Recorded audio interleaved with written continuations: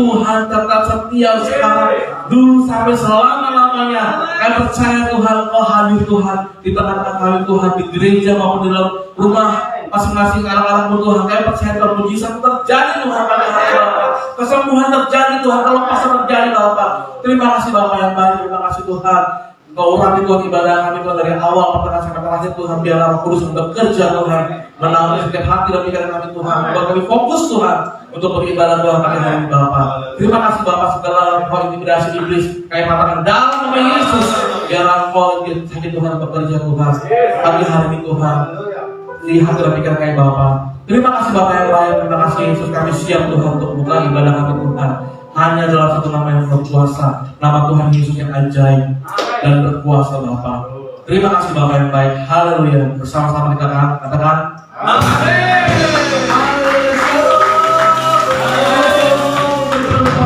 Haleluya. Siap untuk puji Tuhan, amin. Amin. Berikan tepuk tangan yang paling meriah buat Tuhan Yesus. Haleluya. Yes. Kami yang paling terus. Dari terus. Kami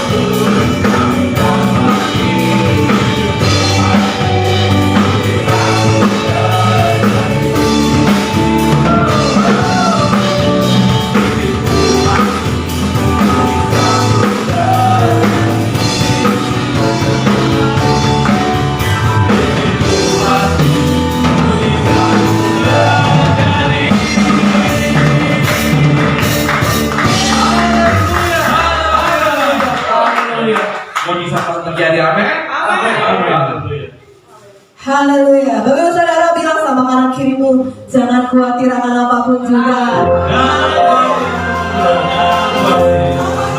Dunia ini tak khawatir. Haleluya.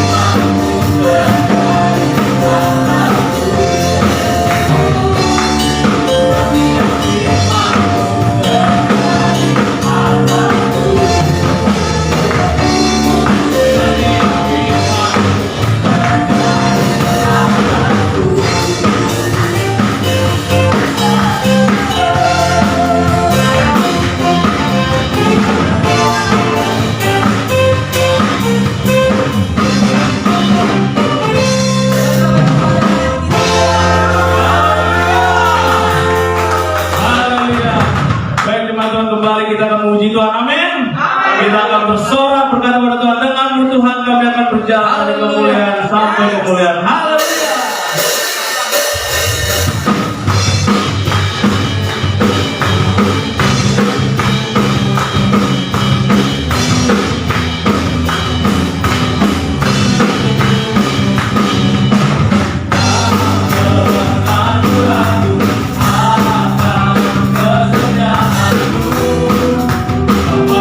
Hidupku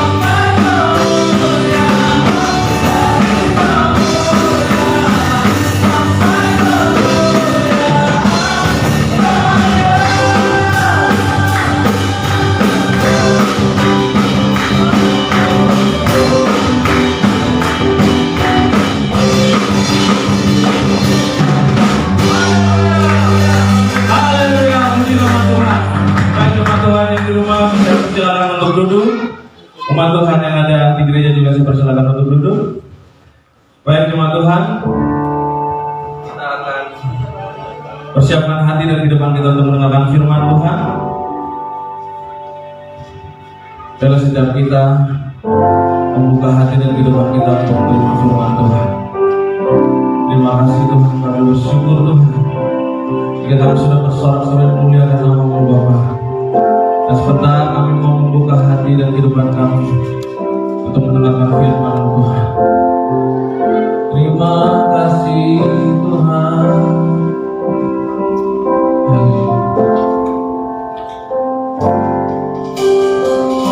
Kami bersyukur musim akan selalu berganti. Kasih Tuhan tetap abadi, tak akan berubah sampai selamanya. Ku tetap percaya, ku yakin Tuhan memberkati. Ku yakin Tuhan melindungi.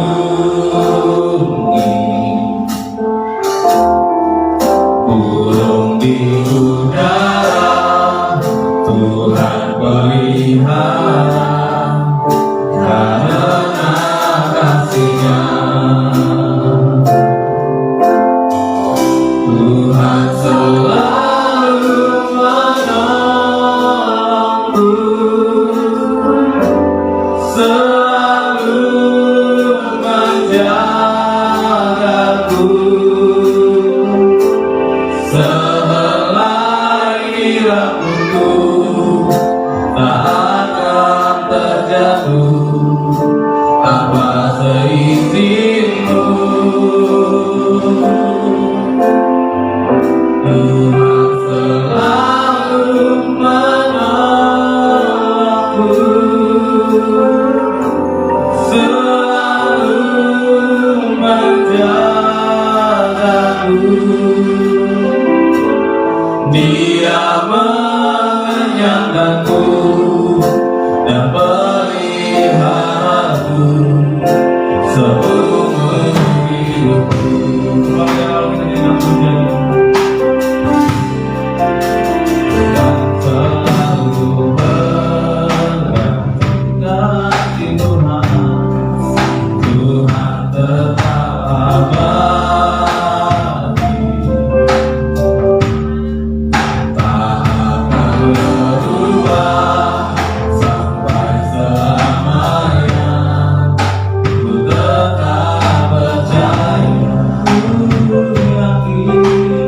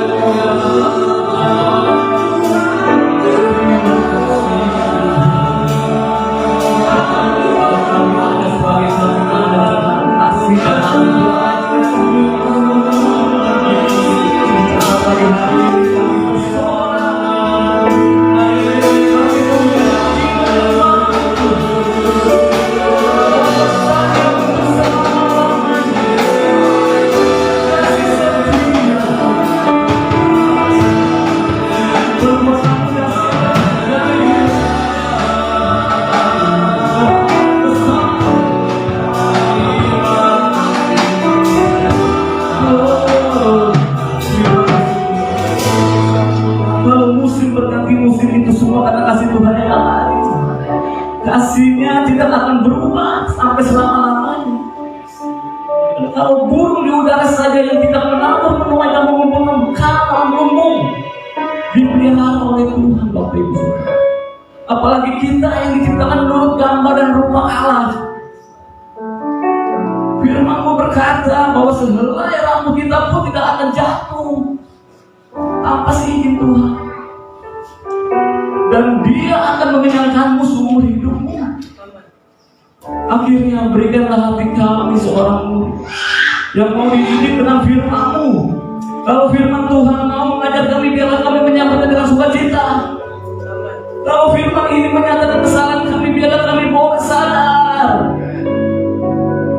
Dan firman yang sama juga memperbaiki karakter kami.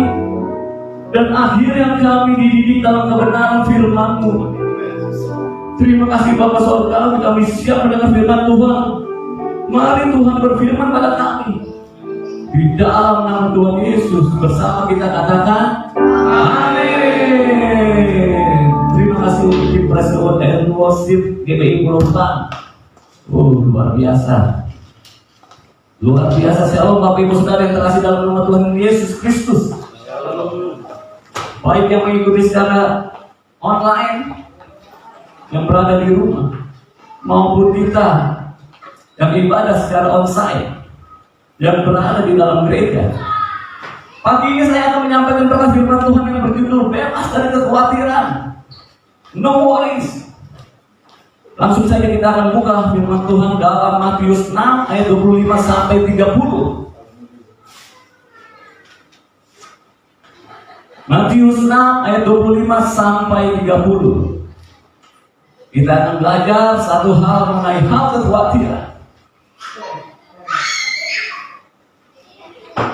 Yang sudah mendapat katakan amin. Yang belum katakan amin. Matius 6 ayat 25, firman Tuhan berkata apa? Karena itu aku berkata kepadamu, janganlah khawatir akan hidupmu, akan apa yang hendak kamu makan atau minum, dan janganlah khawatir pula akan tubuhmu, akan apa yang hendak kamu pakai. Bukankah hidup itu lebih penting daripada makan dan tubuh itu lebih penting daripada pakaian? Ayat 26, Bapak Ibu Saudara yang berada dalam gereja, pandanglah burung-burung di langit yang tidak menabur dan tidak menuai dan tidak mengumpulkan bekal dalam lumbung, namun diberi makan oleh Bapa yang di surga. Bukankah kamu jauh melebihi burung-burung itu? amin. Ayat 27 saya, siapakah di antara kamu yang karena kekhawatirannya dapat menambahkan sehasta saja pada jalan hidup? Ayat 28, Bapak Ibu Saudara. Dan mengapa kamu khawatir akan pakaian? Perhatikanlah bunga bakung di ladang yang tumbuh tanpa bekerja dan tanpa meminta. Terus bilang, namun aku berkata kepadamu, Salomo dalam segala kemegahannya pun tidak berpakaian seindah salah satu dari bunga itu. 30, kita bersama, 2, 3. Jadi jika demikian alam dan yang dijemput di ladang yang hari ini ada dan besok dibuang dalam api, apakah ia akan lebih dan lebihmu, hai orang yang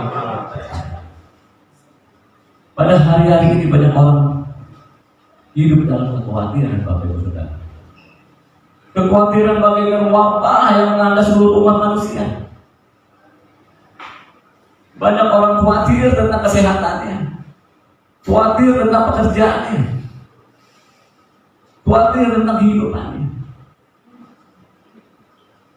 Saudara, orang kalau lagi sekolah khawatir juga jangan-jangan nanti tidak naik kelas. Jangan-jangan dia tidak lulus.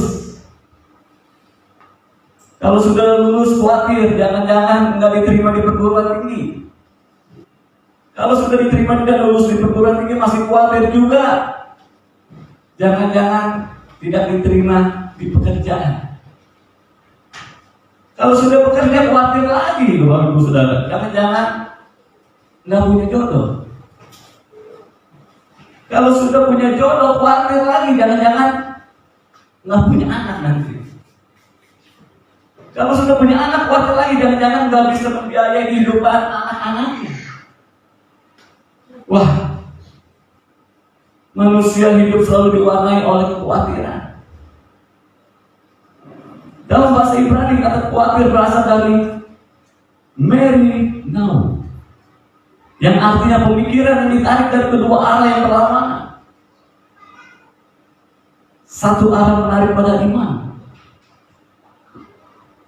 satu arah yang berbeda menarik pada ketakutan, sehingga akibatnya kita tercekik dan bisa mati di tengah-tengah. Arti kata khawatir menurut KBBI, Kamus Besar Bahasa Indonesia, adalah perasaan gelisah, takut atau cemas terhadap sesuatu hal yang belum pasti terjadi. Ya. Perasaan gelisah, takut atau cemas terhadap sesuatu hal yang belum pasti terjadi. Nah, Yesus pada perikop ini memberikan 3 alasan mengapa kita sebetulnya tidak perlu khawatir. Pagi hari ini kita akan bahas, kita akan belajar. Yang pertama, kekhawatiran tidak berguna, bahkan merugikan Bapak Ibu Saudara. Itu berada di ayat 27. Firman Tuhan berkata, siapakah di antara kamu yang kena kekhawatiran dapat menambah sehasta saja pada jalan hidupnya? Ya, di situ ada kata sehasta. Sehasta itu adalah panjang lengan dari siku sampai jari tangan. Ya, panjang lengan dari siku sampai jari tangan. Kira-kira 40 cm. Orang khawatir itu enggak ada hasilnya. Bahkan bisa bukan memperpanjang umur, tapi justru dia bisa memperpendek umur. Tahukah saudara, 60% orang yang terbaring di rumah sakit, terutama di Amerika Serikat, menderita psikosomatis. Kata psikosomatis ini merupakan gabungan dari 2 kata, yaitu pikiran dan tubuh. Pikiran, psikis, dan tubuh semua. Jika diartikan gangguan psikosomatis ini adalah keluhan fisik yang timbul atau dipengaruhi oleh pikiran atau emosi, bukannya oleh alasan fisik yang jelas seperti luka atau infeksi. Tubuhnya yang sakit karena jiwanya yang tegang. Tubuhnya yang sakit karena jiwanya yang gelisah. Maka orang akan lebih cepat mati, Bapak Ibu Saudara, atau pendek umur. Kenapa? Karena dia selalu khawatir dan cemas.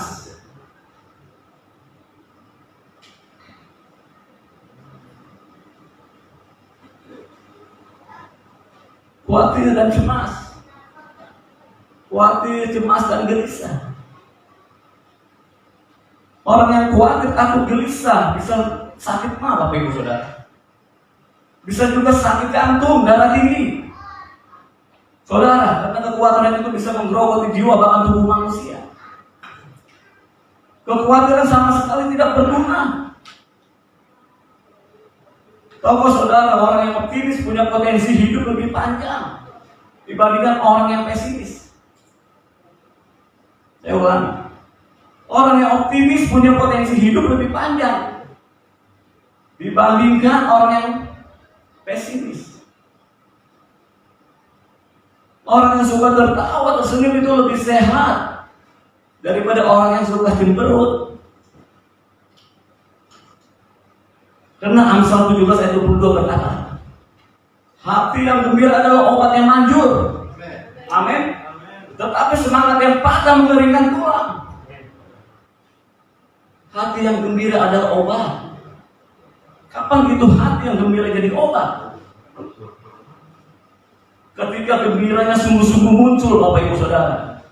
Karena apa? Karena ada damai sejahtera, ada shalom Allah. Bukan gembira karena dikasih mobil baru. Bukan gembira karena dikasih motor baru, dikasih rumah baru, dikasih handphone baru, naik jabatan. Pokoknya hal-hal yang jasmania. Bukan itu yang Tuhan maksud, Bapak Ibu Saudara. Tapi gembiranya sungguh-sungguh muncul karena ada shalom Allah. Amin. Oh, haleluya. Tapi hati yang gembira itu bukan karena keputusan aku tetap damai sejahtera bersama Tuhan, Bapak Ibu Saudara. Tapi itu adalah pilihan. Damai sejahtera itu adalah pilihan. Kita mau damai atau tidak mau. Ya. Damai sejahtera itu bukan kondisi, Bapak Ibu Saudara, tapi adalah pilihan.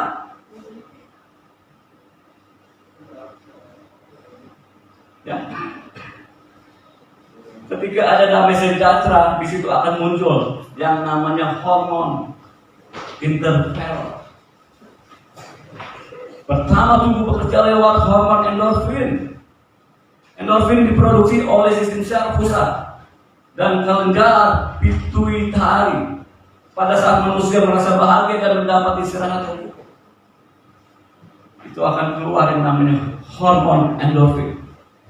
Semangat yang patah mengeringan tulang karena ada yang namanya hormon kortisol yang keluar dalam tubuh manusia. Tahu saudara bahwa kalau ahli ilmu jiwa mengatakan 92% dari kekhawatiran kita tidak akan terjadi. 92% dari kekhawatiran kita itu tidak akan terjadi. Sehingga kita akan membuang waktu kalau kita hidup dalam kekhawatiran, Bapak Ibu Saudara. Yang kedua, yang kita akan pelajari, karena kekhawatiran itu adalah ciri orang yang tidak beriman. Matius 6 ayat 31-32 firman Tuhan berkata apa? Sebab itu janganlah kamu khawatir dan berkata, apakah yang akan kami makan? Apakah yang akan kami minum? Apakah yang akan kami pakai? Yang kedua, semua itu dicari bangsa-bangsa yang tidak mengenal Allah. Akan tetapi Bapamu yang di sorga tahu bahwa kamu memerlukan semuanya itu. Oh, haleluya. Haleluya. Saya bangga mengenal seperti Tuhan Yesus. Bapak Ibu Saudara yang terkasih, kekhawatiran itu bertolak belakang dari iman. Bertolak belakang dari iman. Hai orang-orang yang beriman. Kita jawab ini. Hai orang-orang yang beriman. Yang tidak beriman dah hai.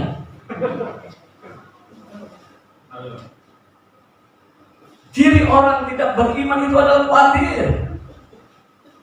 Ciri orang yang beriman itu percaya pada Tuhan yang bisa memelihara kehidupan saudara. Amin. Itu bicara mengenai providensia Allah, pemeliharaan Tuhan. Bukankah Dia adalah Bapa kita, Bapak Ibu Saudara? Waktu anak-anak saya masih kecil, kami yang membiayai semua kehidupan mereka. Mereka mungkin tidak pernah berpikir apakah hari ini ada makan, apakah hari ini ada pakaian, bisa sekolah atau tidak. Yang penting dia percaya saja papa dan mamanya bisa menyediakan. Amin. Apalagi Bapa di surga, Dia pasti akan menyiapkan apa yang dibutuhkan oleh anak-anak. Amin. Oh, haleluya. Haleluya. Glory. Haleluya. Bapak Saudara adalah Bapa yang sangat bertanggung jawab, Bapak Ibu Saudara. Selalu merancangkan yang terbaik buat kita anak-anaknya. Amin. Karena itu kita harus tenang dalam hadirat Tuhan. Kalau gereja di tempat ini setiap hari Jumat kita adakan yang namanya mesbah doa. Kita dilatih untuk intimasi sama Tuhan. Kita dilatih untuk dekat bersekutu dengan Tuhan.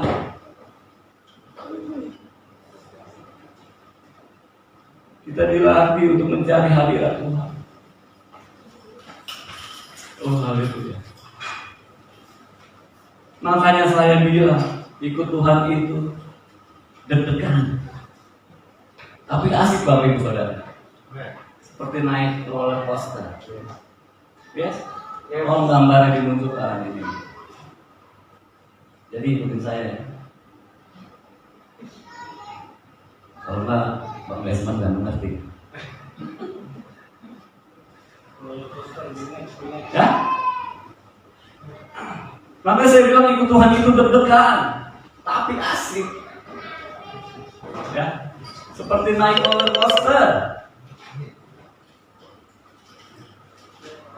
Menarik sekali Bapak Ibu Saudara kalau saya baca dalam Alkitab pada peristiwa KPR, Kisah Para Rasul 12. Petrus ditangkap oleh Raja Herodes dan besoknya akan dieksekusi, mau dihukum mati. Setelah minta persetujuan oleh orang banyak. Tapi apa yang dilakukan oleh Petrus ketika itu menjadi malam terakhir bagi hidupnya? Apakah dia gelisah? Apakah dia ketakutan? Apakah dia nangis malaman itu? Sambil menyanyi. Dan judulnya Aku Menangis. Karena apa? Karena Allah yang saya sembah adalah Allah yang hidup, Allah yang peduli, Allah yang bertanggung jawab. Allah mengerti apa yang menjadi kesusahan anak-anaknya. Kisah Para Rasul 12 ayat 6 berkata, pada malam sebelum Herodes sedang menghadapkan kepada orang banyak, Petrus tidur di antara dua orang prajurit, terbelenggu dengan dua rantai. Selain itu prajurit-prajurit pengawal sedang berkawal di muka pintu. Bapak Ibu Saudara, Petrus tidur. Petrus tidur. Saudara, bagaimana kalau hal ini diperhadapkan dengan kita? Kok Petrus bisa tidur? Kenapa?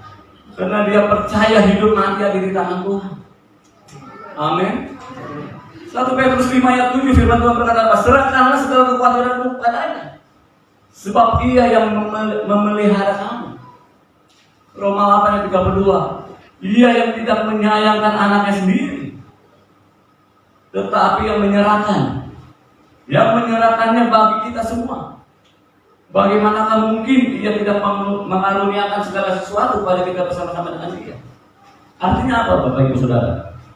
Artinya Bapa rela mengorbankan Yesus untuk mati di salib, untuk menyelamatkan kita, umat manusia. Kalau mati saja Ia rela, masa memberkati saudara, mencukupkan kebutuhan saudara Dia tidak rela? Pasti Dia akan rela Bapak Ibu Saudara. Makanya saya kurang setuju dengan kata sukarela. Kalau sukarela itu kadang-kadang suka, kadang-kadang nggak rela.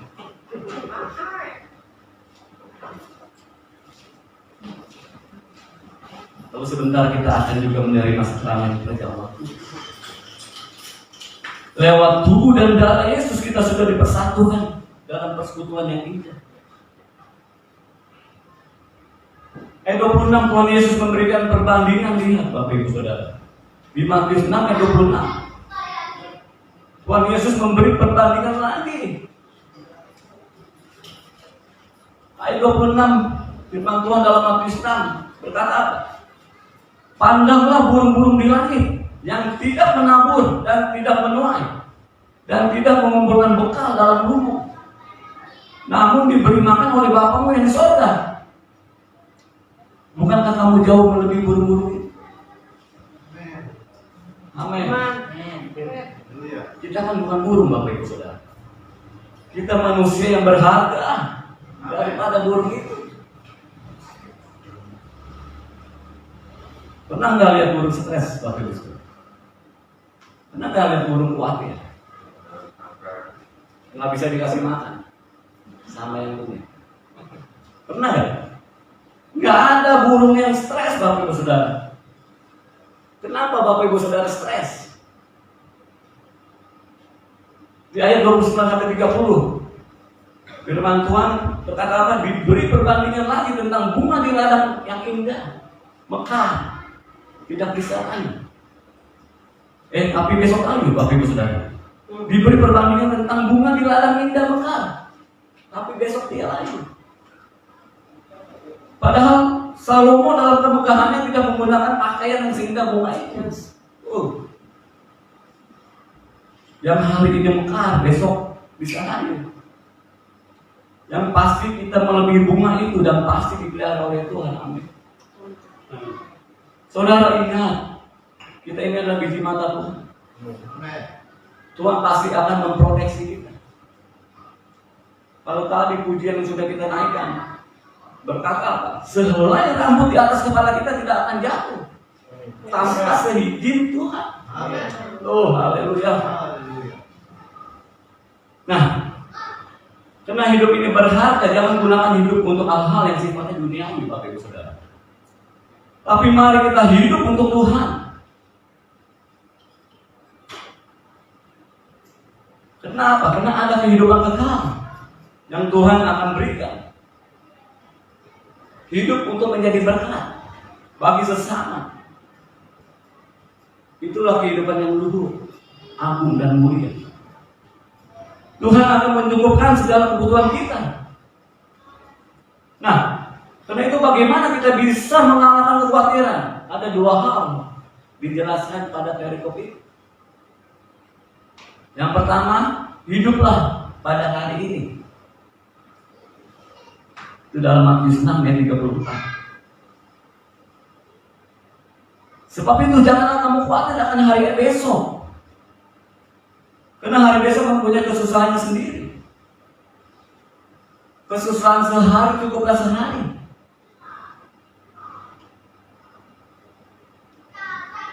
Saudara, Tuhan mengajar untuk kita tidak khawatir akan hari esok. Tapi gunakan hari ini.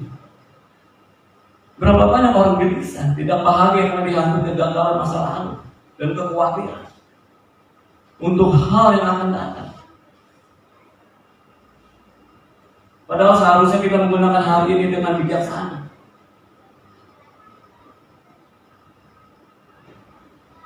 Besok bukan punya kita.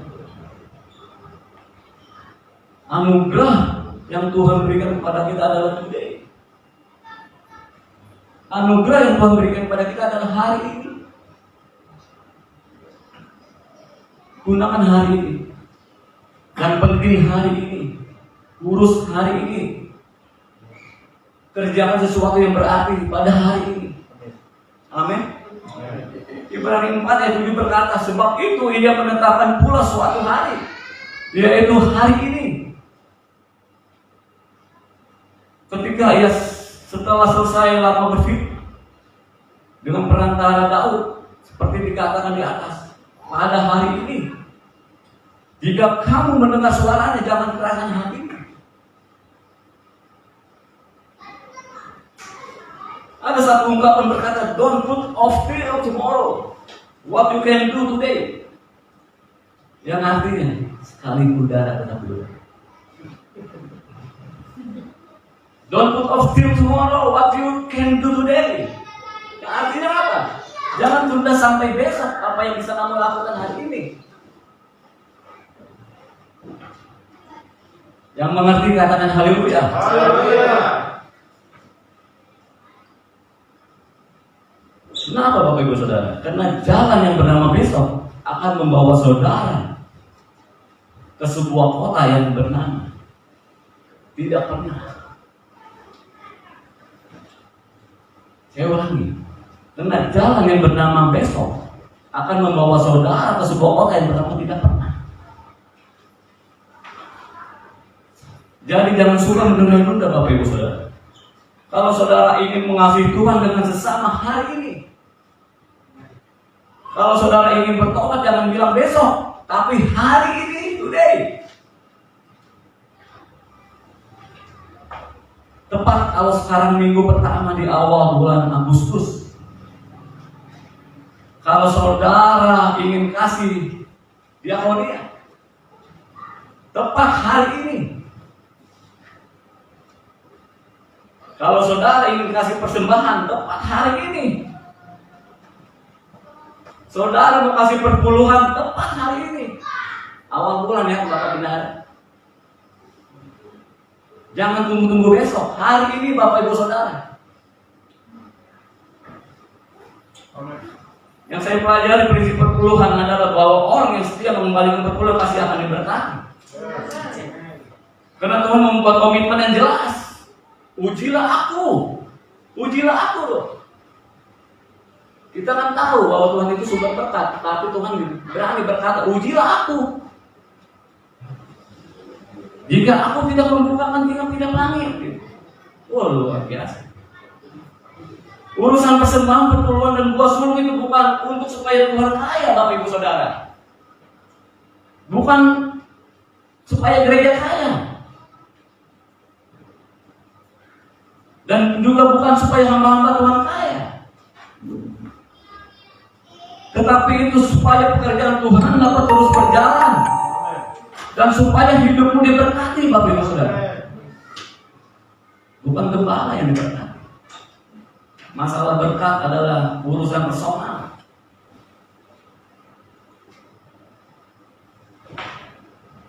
Saudara yang terkasih dalam Tuhan, makin engkau setia, makin engkau diberkati. Karena itu janji Tuhan beri, maka kepadamu akan diberi. Bahkan dalam kitab Malaiki 3 ayat 10 firman Tuhan berkata, ujilah aku. Firman Tuhan semesta alam. Apakah aku tidak membukakan bagimu tingkat-tingkat langit dan mencurahkan berkat kepadamu sampai berkelimpahan? Seringkali saya katakan di home leader bahwa kita memberi bukan untuk diberkati.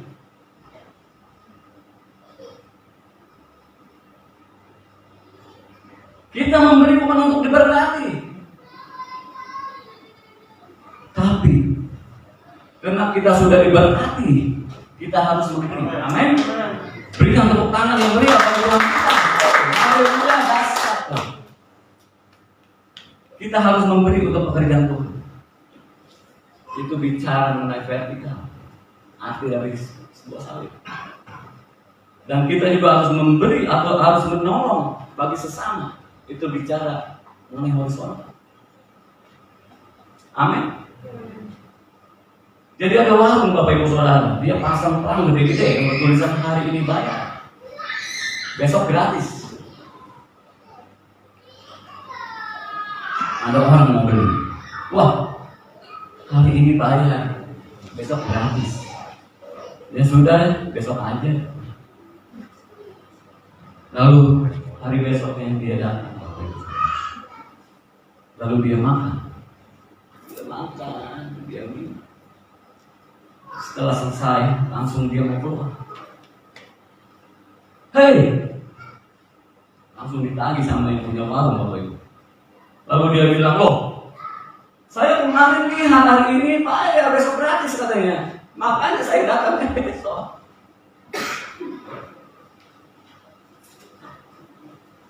Dia lihat lagi sudah, tulisannya masih tetap sama, bahwa hari ini bayar, besok gratis.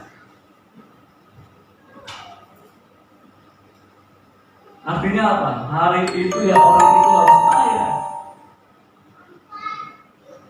Karena besok itu bukan punya kita. Hari inilah yang harus kita gunakan dengan sebaik-baiknya. Hiduplah pada hari ini. One day at the time. Yang kedua, yang kita akan pelajari bahwa hiduplah bagi kerajaan Allah. Matius 6 ayat 33, tetapi carilah dahulu kerajaan Allah dan kebenarannya, maka semua itu akan ditambahkan kepadamu. Bapak Ibu Saudara, utamakan Tuhan. Cari Tuhan dulu, cari kerajaannya dulu. Jadikan Yesus sebagai Raja.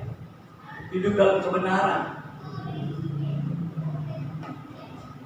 Yang lain kebutuhan sandang, pangan, nanti Tuhan akan siapkan bagi saudara. Amin.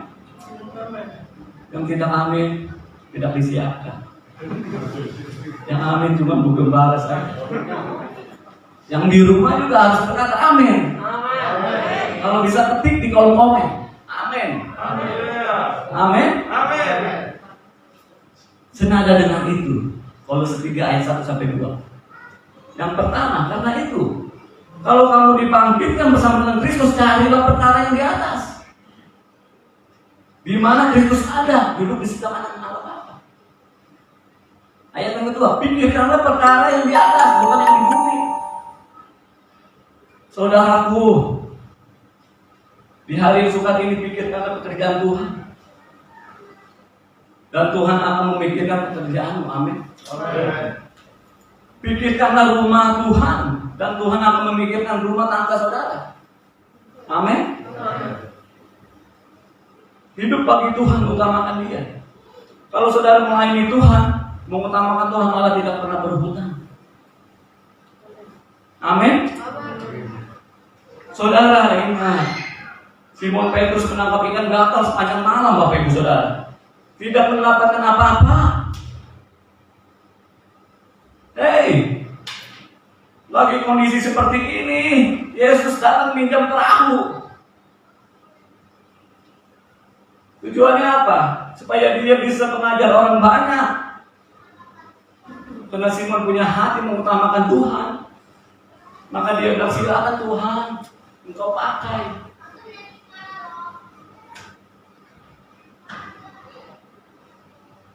Setelah Tuhan Yesus selesai berkhotbah, Yesus berkata pada Simon Petrus, ayo Simon,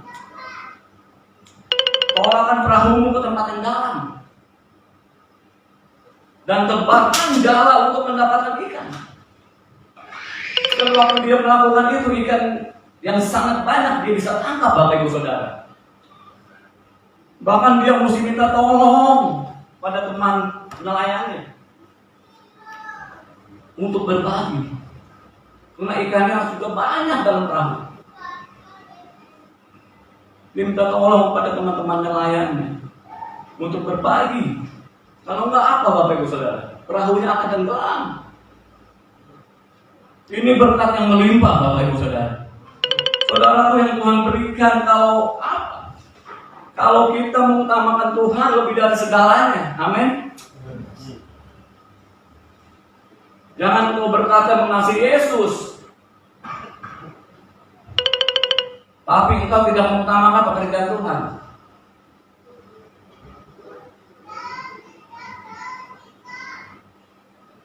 Jangan engkau bilang kalau engkau diberkati Tuhan, kalau engkau tidak setia dengan pekerjaan Tuhan. Itu memang kosong, Bapak Ibu Saudara. Jadi apapun di masa sukar ini yang menjadi tantangan Bapak Ibu Saudara, hadapi hari-hari ini dengan kekuatan dari Tuhan. Jangan khawatir. Walaupun kita berada di era PPKM level 4, mau level 5, mau level 7, 10. Beda sih, Pak. Kita nggak peduli, Bapak Ibu Saudara. Yang penting berkat sukacita melimpah buat orang-orang yang mengasihi dan berharap kepadanya. Amin.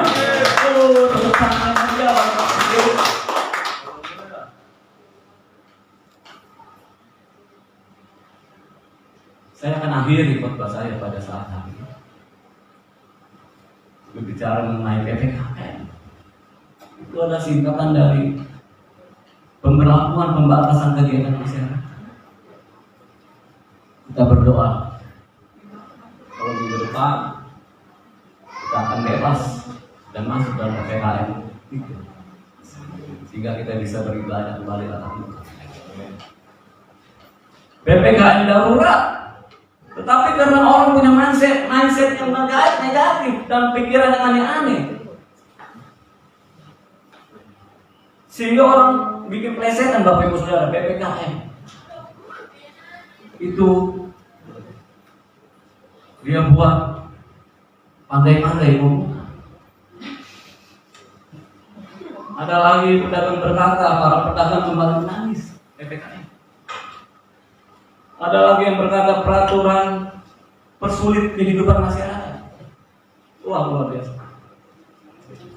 Ada lagi yang berkata pernah pendekatan kurang maksimal. Siapa ya? Pernah pendekatan kurang maksimal.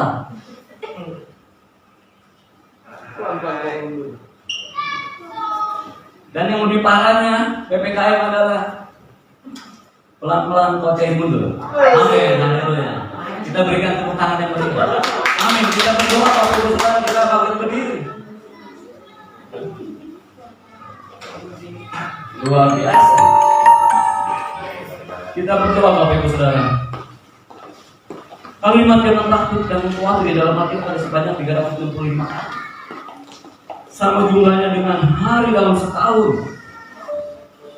Maka itu sudah tentu Tuhan ingin kita menjalani setiap hari tanpa ketakutan, tanpa kekhawatiran.